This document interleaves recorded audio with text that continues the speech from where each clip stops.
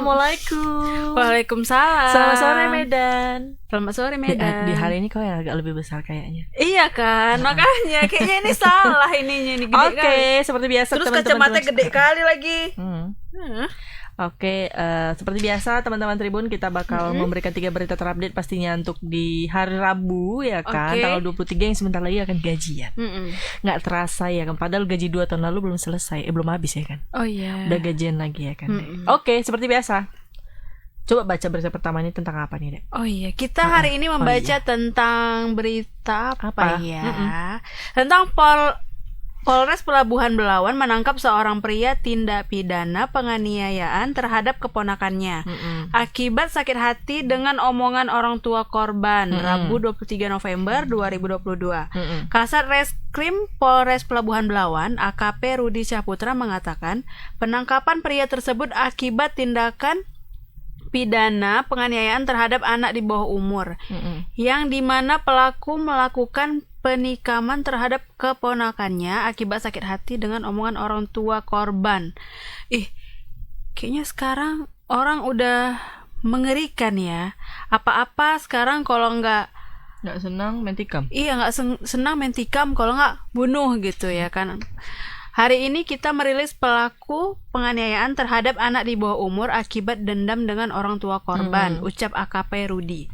Dia mengatakan kronologi kejadian tersebut terjadi pada hari Sabtu, 19 November sekitar pukul 13.30 WIB di Jalan Pancing, lingkungan 5, Kelurahan Mabar Hilir, Kecamatan Medan Deli. Pada saat kejadian, korban bersama pelaku sedang berada di rumah, yang dimana kedua orang tua sedang bekerja, katanya gitu kan.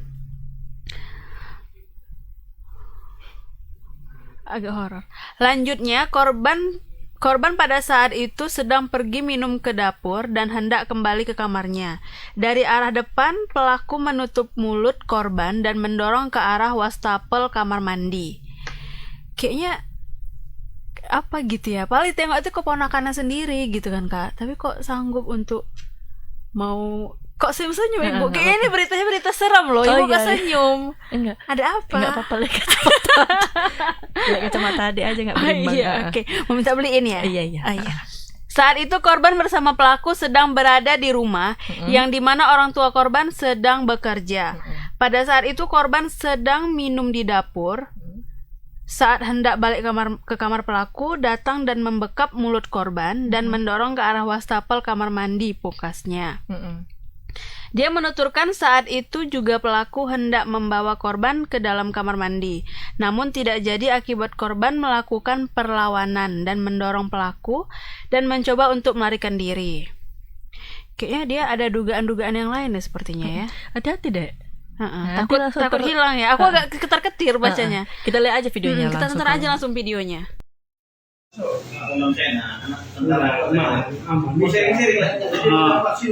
Berkurang.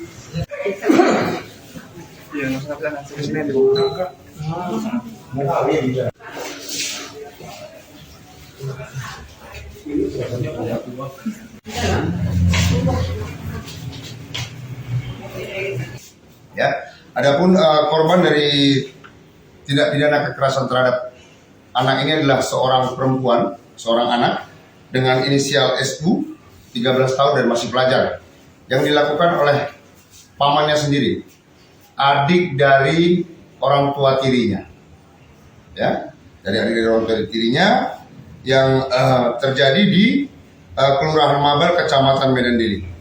Kronologis kejadian berawal dari korban pada saat itu setelah selesai melaksanakan pekerjaannya bermaksud ingin istirahat dan kemudian mengambil air minum di dapur. Nah, kemudian melihat pelaku berdiri di depan pintu. Tidak lama kemudian pelaku langsung dari depan membekap mulut daripada korban. Dan setelah itu korban menjerit dan berusaha melarikan diri. Nah, karena berusaha melarikan diri, pelaku mengejar dan kebetulan di sebelah kanannya ada pisau yang kebetulan terletak di atas lemari makan. Ya, dan diambil oleh pelaku dan kemudian ditusukkan berkali-kali sehingga mengakibatkan luka di kedua tangannya serta ada luka.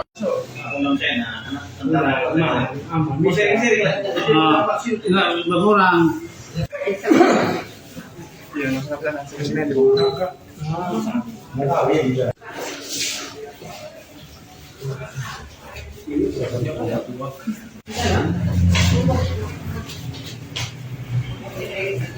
Ya, adapun korban dari tindak pidana kekerasan terhadap anak ini adalah seorang perempuan, seorang anak dengan inisial SU, 13 tahun dan masih pelajar, yang dilakukan oleh pamannya sendiri, adik dari orang tua tirinya, ya, dari orang tua tirinya yang terjadi di Kelurahan Mabel, Kecamatan Medan Dili. Kronologis kejadian berawal dari korban pada saat itu setelah selesai melaksanakan pekerjaannya bermaksud ingin istirahat dan kemudian mengambil air minum di dapur. Nah, kemudian melihat pelaku berdiri di depan pintu. Tidak lama kemudian pelaku langsung dari depan membekap mulut daripada korban. Dan setelah itu korban menjerit dan berusaha melarikan diri. Nah, karena berusaha melarikan diri, pelaku mengejar dan kebetulan di sebelah kanannya ada pisau yang kebetulan terletak di atas lemari makan, ya, dan diambil oleh pelaku dan kemudian ditusukkan berkali-kali sehingga mengakibatkan luka di kedua tangannya serta ada luka tusuk di payudaranya. Nah, itu dia tadi tentang penganiayaan sama keponaan dari sendiri. keponaan sendiri ya kan. Sebenarnya apa sih ya kan, perkara apa tuh namanya, dibilang sama orang tuanya ya kan, dendam sama orang tuanya tapi anaknya menjadi korbannya. Ini ada Bang Aprianto yang akan menyampaikan gimana kronologinya. Halo, selamat sore Bang Aprianto. Halo, selamat sore Kak Lani dan Kak Tari. Halo Bang Aprianto. Ya, halo Kak Lani. Halo, selamat sore. Halo, selamat sore Kak Lani dan Kak Tari. Kurang kedengaran ya. Bang, halo, selamat sore Bang. Mute-nya Bang. Halo. Halo, oleh pula lah. Halo Kak. Oke, selamat sore Bang Aprianto. Selamat sore Kak Lani dan Kak Tari. Oke Bang, mengenai kejadian penikaman ini antara paman dan keponakannya ini Bang, kalau boleh tahu Bang ya, kalau tadi udah dikronologikan gimana kejadiannya. Nah, kalau boleh tahu Bang, sekarang kronologinya kejadiannya gimana Bang, dan sekarang keadaan korbannya gimana? Kalau boleh tahu, silakan Bang laporannya. Ya Kak, kronologi kejadian penikaman oleh pamannya itu terjadi pada hari Sabtu 19 November 2022 sekitar pukul 13.30 di dalam pancing Mabar Hilir, Kecamatan Medan Deli Kak. Pada saat itu korban dan pelaku sedang bersama di dalam rumah, yang dimana kedua pelaku memang satu tempat tinggal. Nah, pada saat itu kedua orang tua si korban ini sedang bekerja. Dan di saat kejadian, si korban baru saja selesai membersihkan rumahnya dan hendak beristirahat. Namun sebelum beristirahat ke kamar, si korban mengambil minum ke dapur, yang dimana si pelaku ini mengaku mengingat perkataan dari orang tua korban, yaitu perkataan ibu si korban yang mengatakan karena si pelaku ini malas bekerja, yang dimana tidak dapat menghasilkan rezeki untuk orang tuanya. Mengingat perkataan ibu korban ini, dia emosi kembali dan dendam dan langsung membekap mulut si korban dan langsung mendorong ke arah wastafel. Pada saat itu si pelaku pun hendak membawa si korban ke dalam kamar mandi, namun tidak terjadi karena si korban ini melawan dan hendak melarikan diri. Namun pas saat mau melarikan diri, si pelaku ini membawa sebilah pisau yang dimana terletak di atas lemari meja makan dan langsung menangkap si korban dan langsung melakukan penikaman di kedua tangan si korban dan salah satunya ada di payudara Kak. Gitu, Kak. Oke Bang, pada saat kejadian apakah ada saksi Bang yang melihat kejadian ini? Nah, pada saat itu Kak, si korban ini yang berinisial SAP langsung berteriak Kak, setelah di kami secara dibuta oleh pamannya, langsung berteriak. Tetangga si korban itu langsung datang ke sana dan langsung mengamankan si pelaku serta membawa korban ke rumah sakit Kak. Oke Bang, sekarang gimana Bang kondisi korban saat ini Bang? Kondisi korban udah mulai membaik Kak, namun masih ada rasa trauma Kak dari si korban Kak. Oke Bang, kalau boleh tahu berapa jahitan Bang yang Tusukan. Iya, tusukan Bang yang terjadi pada saat itu Bang? Untuk jahitannya kurang lebih saya dapat informasinya Kak, karena tadi saya menghubungi orang tuanya mengatakan jangan dulu sekarang ditemui Kak, karena masih kondisi si anak dan trauma Kak. Oke. Oke Bang, kira-kira si pelaku ini ada nggak sih di tes kejiwaannya, atau mungkin kenapa sampai begitu? Mungkin karena dendam sama orang tua si anak gitu Bang. Ada nggak sih di tes kejiwaannya? Kalau dari pengakuan polisi tidak ada tes kejiwaan Kak, karena si pelaku langsung mengaku sendiri Kak. Dia mengaku perbuatannya itu yaitu atas dendam Kak, sakit hati perkataan orang tuanya, di mana menyebutkan dia itu malas bekerja yang tidak dapat menghasilkan rezeki kepada orang tua. Oke Bang, apakah ini sering terjadi Bang perkelahian, istilahnya ribut antara dia dengan kakaknya gitu ya Bang, sama ibunya korban? Kalau untuk ribut Kak tidak sering terjadi Kak, namun karena si pelaku ini agak malas bekerja Kak, cuma itu aja yang sering ditetapkan oleh orang tua korban Kak. Berarti pekerjaan dia tuh serabutan lah ya Bang, kok bisa mocok-mocok ya kan bahasa ini ya? Sebelumnya Kak dia bekerja di sebuah toko Kak, satu tempat kerja dengan kakaknya sendiri, yaitu ibu korban, di sebuah toko triplek Kak di daerah Belawan.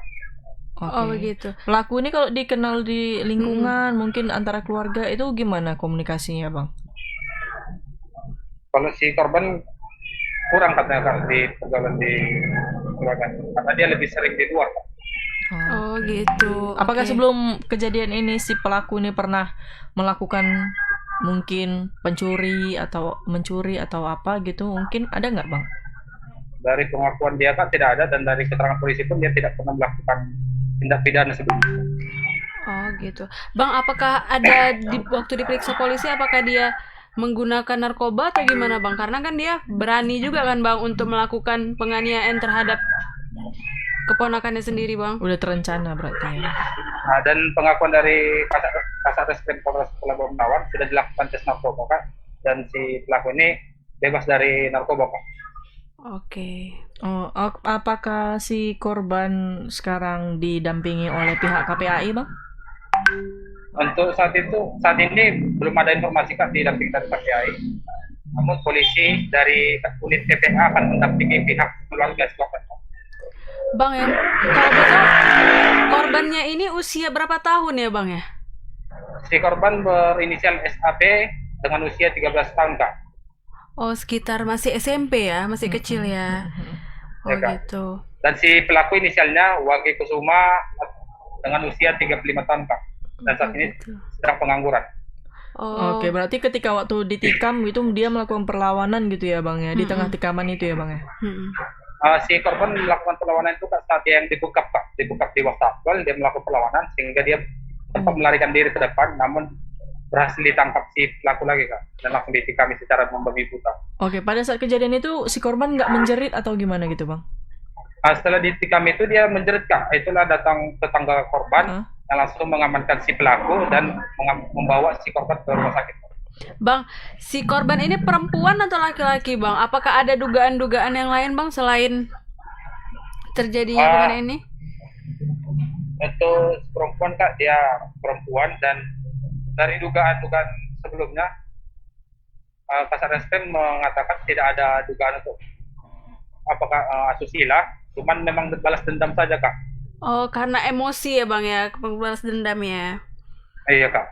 Oke, Bang Aprianto. Terima kasih untuk laporannya. Kita tunggu laporan selanjutnya ya Bang Aprianto. Selamat sore Bang. Selamat sore Bang.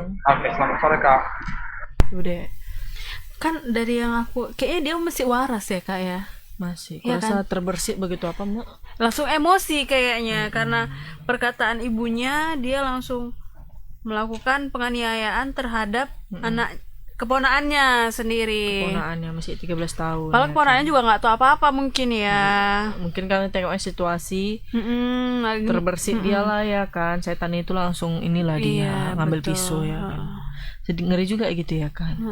Lalu ibaratnya ya paman kandung ya kan. Iya, istilahnya kita kan kalau berbahaya itu sama orang yang tidak kita kenal. Ini malah lebih berbahaya dengan orang yang kita kenal ya. Lebih bahaya kayak gitu sih. Malah orang yang dekat sama kita, satu rumah sama kita. Makanya adalah kata-kata kuci-kuci otahe, Dek. Kenapa? Itulah artinya. Kucu-kucu otahe. Terus? Kadang dekat, kadang jauh. Oh, kadang dekat, kadang jauh. Nggak ngerti juga aku, kok nggak salah itu. Oh iya, ya, jangan buat malu, Bu. Iya juga ya. Oke, itulah tadi berita pertama ya Tribuners. Nah, kita berlanjut ke berita kedua. Tentang apa itu berita kedua, Kakak? Salah. Berita kedua mengenai anggota DPRD Sumut Zainuddin Purba kembali berunjuk rasa tunggal di depan pintu masuk Mapolda Sumut Rabu hari ini. Jadi dia protes masih maraknya transaksi narkoba di Tanjung Pama, Binjai, dan Kutalimbaru. Anggota DPRD dari Partai Golkar ini menilai penggerebekan yang dilakukan Polrestabes Medan asal gerebek dan sekedar buat laporan ke Kapolda Sumut. Padahal beberapa jam setelah narkoba dibakar, mereka beroperasi kembali, katanya. Zainuddin pun menilai Kapolrestabes Medan Kombes Valentino Alfa Tatareda tak becus memberantas narkoba, judi di 3 wilayah hukumnya. Berarti udah dilihat dia gitu ya kan, Dek? Oke. Nah, jadi kan karena selama ini ketika dipercayakan kepada Kapolrestabes, aksi demo masih ada. Berarti kan nggak benar ini Kapolrestabes katanya. Kalau Kapolrestabes benar-benar menyerap aspirasi kita nggak mungkin lah kita demo lagi, katanya gitu, kata si Zainuddin ini ya kan. Jadi pria yang disapa Pak Uda ini ya, meminta agar penggerebekan dipimpin langsung Kapolda Sumut Irjen Pancaputra Simanjuntak. Jadi dia menilai selama ini personel Polrestabes Medan cuma sekedar buat laporan apa adanya aja, terus biar dikira bekerja lah katanya. Oh gitu, biar kelihatan kerja ya. Jadi selama ini nggak kelihatan bekerja? Kurasa ya. Oh mungkin. Atau kayak kita ya kan. Iya, kok kita kerja banget. Kita kerja banget 24 jam kerja. Ada mau apa lagi, udah mau akhir tahun. Iya betul. Kerja banget. Kerja akhir tahun. Makanya kita selalu makan banyak biar kuat. Iya kan. Nah jadi kan katanya aksi tunggal Zainuddin Purba ini sudah kedua kalinya. Demonstrasi ini berangkat dari keresahan karena lokasi tak jauh dari rumahnya. Oh mungkin dia pun takut juga ya kan. Nah dia pun menilai tempat hiburan malam seperti Sky Garden, Cafe Duku Indah, Champion meresahkan masyarakat karena dinilai tak kenal waktu jam operasionalnya. Bahkan di sekitar diskotek inilah diduga narkoba, prostitusi tumbuh subur katanya deh. Wah ngeri nih. Ini ada videonya, kita saksikan dulu. Untuk menyelamatkan generasi muda Provinsi Sumatera Utara ini, Bapak bisa lucunya di sebuah provinsi yang tolonglah selesaikan masalah maraknya peredaran narkoba ini. Saya merasa bahwasanya Bapak itu mampu menyelesaikan persoalan ini apabila Bapak mendengarkan apa yang sebenarnya banyak orang hebat serse narkoba di Polrestabes itu, tapi tidak bisa berbuat apa-apa karena Kapolrestabesnya gitu kan tidak sungguh-sungguh memerintahkan itu. Tadi disebutkan dilindungi oknum itu dari mana Pak maksudnya Pak? Wah, yang saya dengar semua oknum, pokoknya semua lah. Adik kau tanya lagi, pokoknya semua lah. Apa aparat kita di Indonesia ini semua saya tahu. Nah itu dia tentang penggerebekan narkoba yang demonstrasi ya kan. Kita tanya aja sama Bang Freddy ya, reporternya. Halo, selamat sore Bang Freddy. Halo, selamat sore. Ya, halo. Halo, selamat sore Bang Freddy. Ya, halo, selamat sore. Tes. Kacamata baru juga deh. Tes. Udah pakai kacamata Bang Freddy. Bang termute Bang suaranya tuh. Kita suka kali gangguin. Kalau buka masker mirip apa Bang Freddy? Siapa? Ada kemarin kita bilang juga. Iya kan udah lupa. Dia cuma dia tahu. Bang, buka mute-nya Bang, nggak dengar. Udah, halo. Oh, udah. Kayak vokalis hijau daun deh. Oh iya, suara. Oke Bang Freddy, mengenai kejadian unjuk rasa tunggal ini nih Bang di depan pintu masuk Mapolda Sumut. Bang, kalau boleh tahu kejadiannya sebenarnya penggerebekannya ini daerah mana ya Bang? Ya, jadi memang penggerebekannya itu ada di, kalau tidak salah itu di daerah Kutalim Baru, itu antara perbatasan atau pinggiran kota Binjai Kak, beberapa waktu lalu. Jadi penggerebekan itu lebih dari sekali dilakukan, tapi menurut dari anggota DPRD Sumut ini, pasca digerebek beberapa jam itu, barang-barang narkoba, judi dan segala macam itu justru kembali beroperasi begitu. Jadi dia menganggap bahwa penggerebekan dan pembakaran barang-barang narkoba itu tidak berpengaruh. Makanya tadi sekitar pukul 11 dia kembali berunjuk rasa tunggal di depan pintu masuk Polda Sumut begitu. Jadi aksi ini udah yang kedua kalinya dan dia masih merasa bahwa apa yang dilakukan polisi khususnya Polrestabes Medan itu tidak sungguh-sungguh begitu. Bahkan dia menilai bahwa selama ini Kapolda Sumut itu menerima informasi dari intelijen yang mungkin dianggap keliru atau menyamarkan fakta yang ada di lapangan. Jadi dia menduga bahwa Kapolda Sumut itu menerima informasi bahwa di lokasi sudah bersih dari narkoba, padahal dia yang tinggal di daerah situ justru masih melihat maraknya peredaran narkoba, judi, bahkan prostitusi begitu. Oke Bang, kalau boleh tahu gimana tanggapan warga sekitar situ juga? Apakah mendukung si Zainuddin ini Bang ketika unjuk rasa Bang? Kok tadi itu memang dilakukan sendiri, dia orasi tunggal dan adalah beberapa orang lain, tapi itu hanya pemilik sound system begitu, karena dia juga membawa sound system dan alat peraga ya, spanduk begitu. Jadi dia memang benar-benar tunggal, tidak ada warga lain begitu Kak. Oke Bang, di sini disebutkan bahwasanya ada tempat hiburan malam seperti Sky Garden, Cafe Duku Indah, Champion. Terus Bang, apa Bang jadinya Bang tanggapan dari pemilik ini Bang, restoran ya ini dibilang ya? Atau tempat hiburan malam ini Bang? Tempat hiburan malam. Mengenai banyak yang meresah, masyarakat ini baunya resah karena jam operasionalnya Bang. Ya, jadi memang beberapa waktu lalu itu memang di tempat hiburan malam itu sempat terjadi keributan, bahkan mungkin di demo oleh warga soal beroperasinya tempat hiburan malam itu. Tapi memang salah satunya tempat hiburan malam itu beberapa waktu lalu juga pernah disegel oleh pemerintah terkait izin dan sebagainya, tapi kembali beroperasi begitu. Makanya itulah tempat hiburan malam itulah ada beberapa yang disebut itu dianggap meresahkan dan di dalamnya itu diduga ada sarang narkoba, judi hingga prostitusi gitu Kak. Jadi makanya dia meminta kepada Polda Sumut, khususnya Kapolda Sumut, turun langsung ke lokasi melihat seperti apa maraknya peredaran narkoba di wilayah itu, di pinggiran Kota Binjai, Kutalim Baru dan Tanjung Tama gitu Kak. Oke Bang. Bang, selain tempat hiburan tersebut, apakah ada lagi Bang yang meresahkan masyarakat Bang? Iya, sejauh ini dia mengatakan baru itu saja yang dianggap meresahkan, karena memang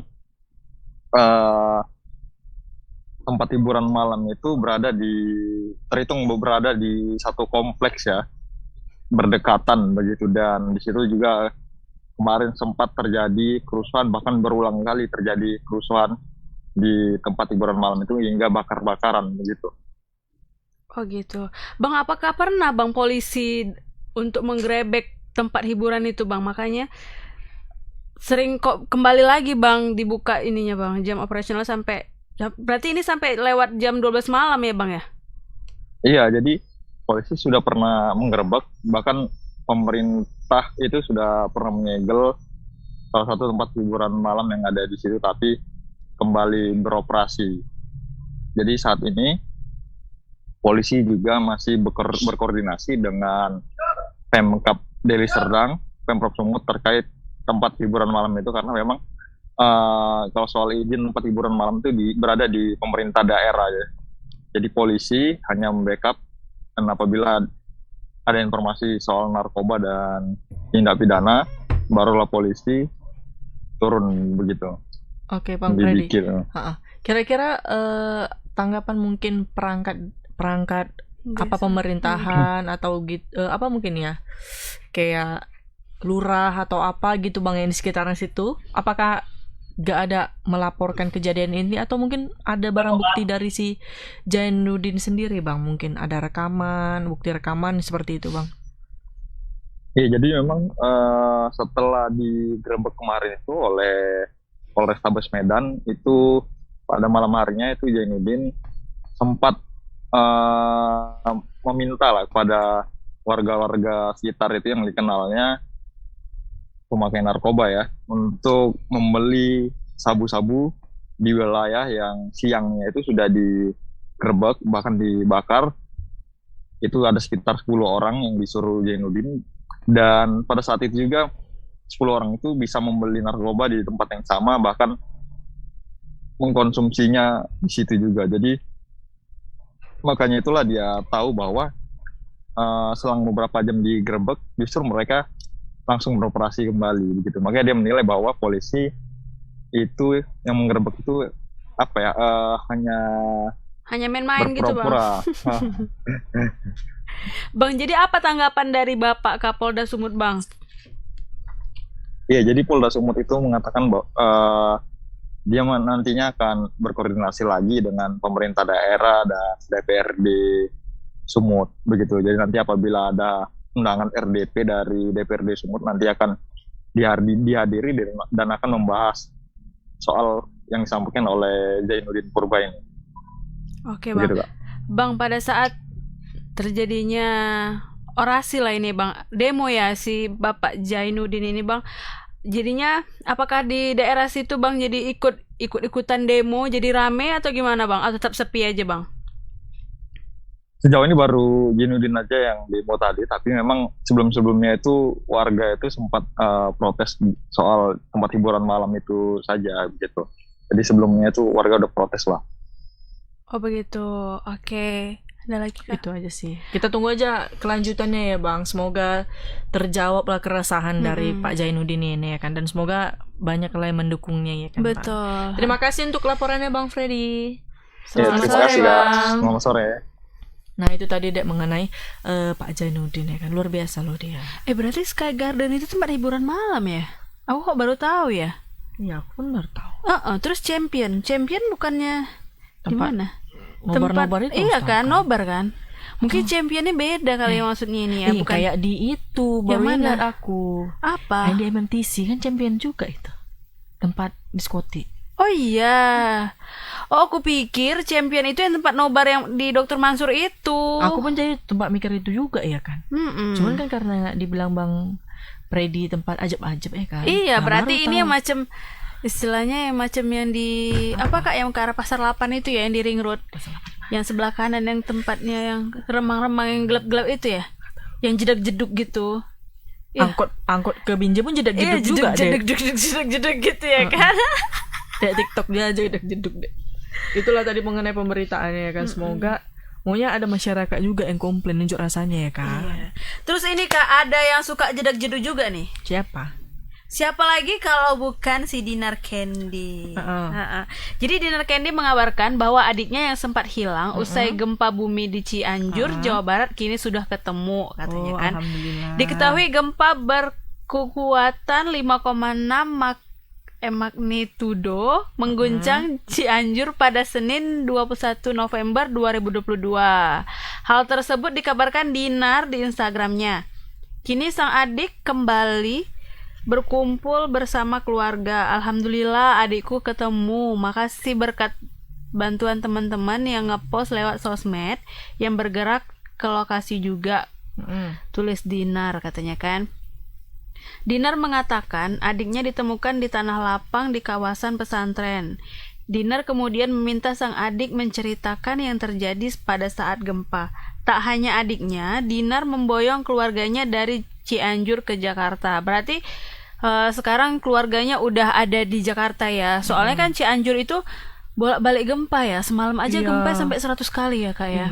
Ngeri kali ya Kak. Terus aku lihat banyak anak-anak ya yang terkena. Ada yang anak lagi mengaji katanya kan. Ya, aku yang digendong sama bapaknya itu loh, yang berdarah-darah gitu mukanya, sedih kan. Cuman ya semoga ada yang adik-adik yang udah lemas lagi digendong mamanya, yang satu lagi masih bayi. Aku ngeri nengoknya gitu kan. Semoga korban meninggal dunia itu husnul khotimah. Iya betul, semoga cepatlah ibadahnya diterima. Ya semoga cepat juga lah selesai ya kayak.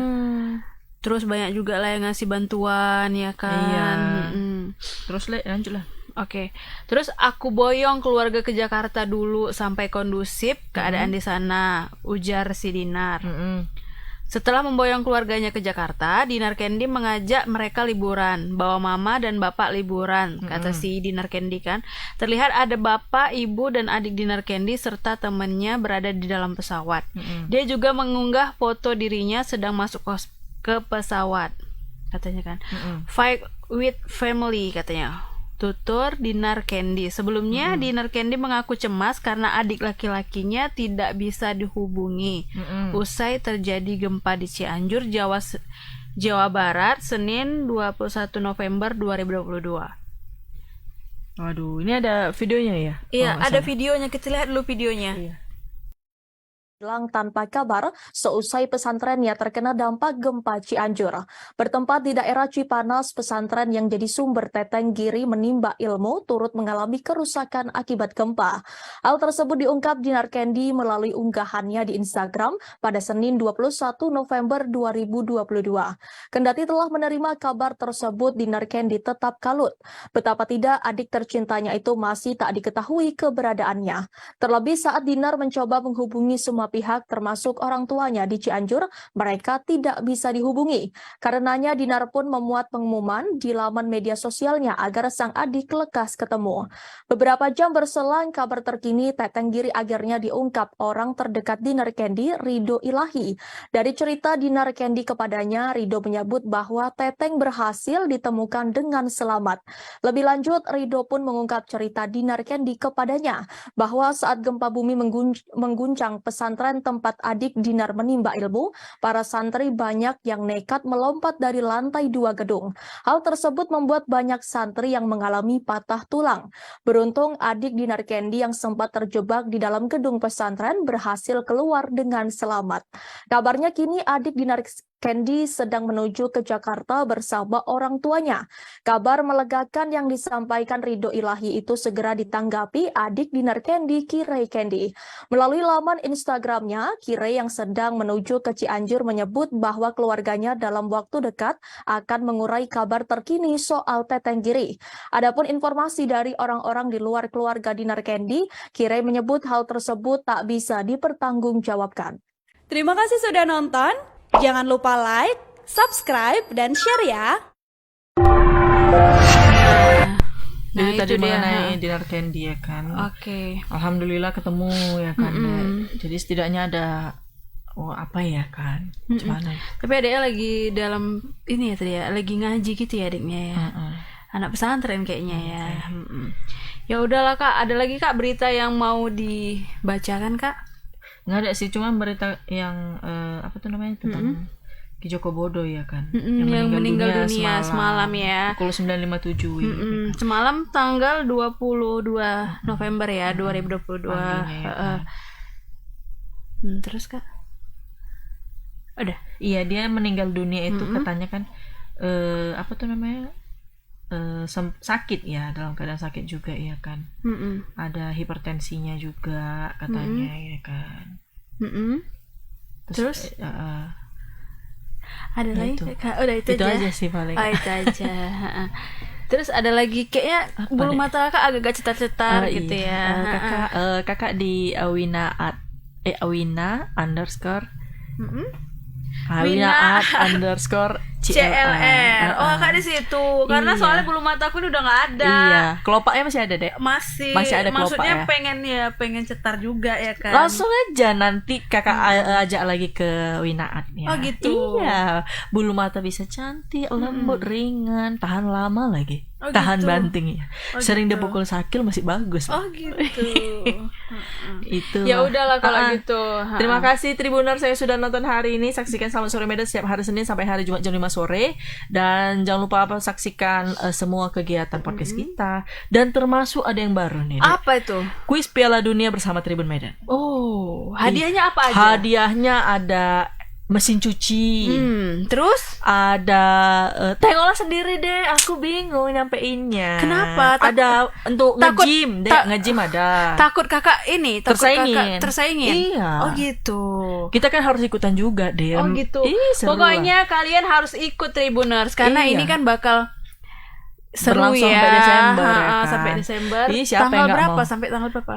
20 Desember ya kalau nggak salah. Oh, sampai 20 September Kalau nggak ya. salah ya. Nanti kalau salah nggak pula salah. dihujat pula lagi aku. Oh gitu. Piala Dunia, apalagi yang suka bola kan. Entah Iya, dapat betul. mesin cuci sambil nyuci kalian ya kan. Iya kan. Pantengin aja pokoknya sosial medianya Tribun Medan pastinya Iya, ya. pasti Tribuners. istrinya pun bakal happy ya setelah mereka dapat mesin cuci, jadi semangat istrinya mencuci itu jadinya betul ya kan. Tinggal isi token aja suaminya ya Iya, kan. betul. Terima kasih Tribuners, saya sudah nonton, sehat selalu dan selamat sore Medan. Assalamualaikum. Waalaikumsalam.